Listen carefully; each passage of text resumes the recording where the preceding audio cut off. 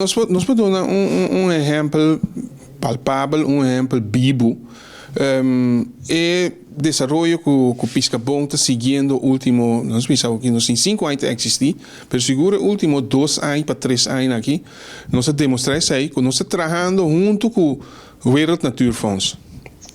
Nós estamos trabalhando junto com o Stinapa. Isso significa que tudo o que está encerrar natureza, conta cuidar, conta perseverar, conta preparar bom gente para não sa com e que tem que fazer actuar.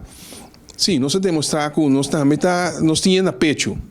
Passou amanhã que Deus quer, outro amanhã nós nietos não também mas por aproveitar de natureza bonita que nós temos na Bonaire aqui. Pois, em verdade, nós está funcionando, na sábado também mas reparar, não está hobby ativo com isso aí. Se você vai sábado, sowieso, bota mira que sábado uma isla mais limpa mesmo.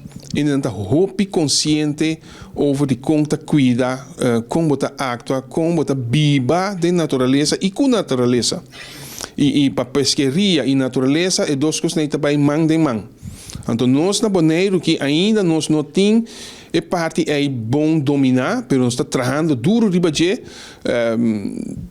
É parte de responsabilidade do governo para conscientizar a gente, não? Isso aí só falta ainda para vir no seu lugar, mas me tem segurança, fé em Deus que isso aí também nós também logra no futuro.